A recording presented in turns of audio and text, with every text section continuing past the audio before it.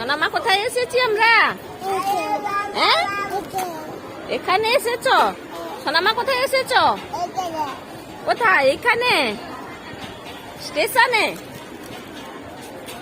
কে আসবে? স্টেশনে এসেছো?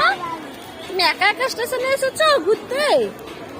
জয়, ও জয়,